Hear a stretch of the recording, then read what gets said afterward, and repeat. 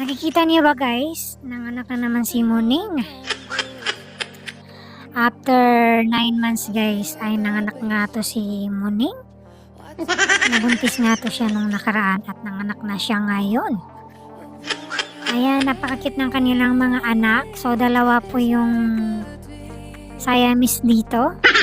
Ayan, may timang ilong at saka may timang tenga. Dalawa rin ng natural kulay na puti, pero may lahi lang talaga siya guys. Kasi yung tatay nila Siamese nga tulad ng sinabi ko. So, dadami na naman kami guys. Nadagdagan na naman kami dito sa bahay.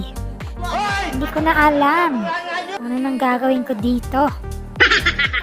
Hindi ko na alam kung saan ako kukuha ng mga pagkain nila, kung magkano ng budget natin dito. Dahil nadagdagan na naman po tayo guys at kailangan ko ng mamigay na mga muning.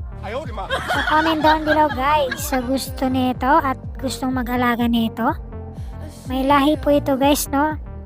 Hindi po sila mga askal. Yung una kong pusa ang askal guys, hindi ito. Ayan, kulay puti. Ayan, natural na puti. Pero yung balahibo niya guys, medyo balahibo, no? Kasi nga, may lahi po nga yung tatay niyan guys. So yun na nga guys. At tulad na sinabi ko, dumami na nga kami dito guys sa bahay. Ayan, nabubulol na ako. Kailangan ko na talaga yung mamigay guys. So para nyo ng awa guys, comment down below kayo dyan sa gustong mag-ampon ng aking mga muning guys habang bata pa. Hindi po kayo magsisisi dyan kasi may mga lahi yan. Katulad ng aking mga muning ngayon na kahit walang lahi ay napaka-sweet, napakalambing. So mahirap na siya ibigay. Ito guys, maliit pa at may lahi pa. So congratulations sa makakakuha nito at makakapag-ampon nito guys. Kasi nga, pure talaga siya guys. Pure na may lahi, Siamese, pati yung kulay. Yung pusa ko muna guys, yun ang mukhang askal. Ayan. So comment down below guys sa gusto nito. So dito lang ang ating video sa ating mga puti.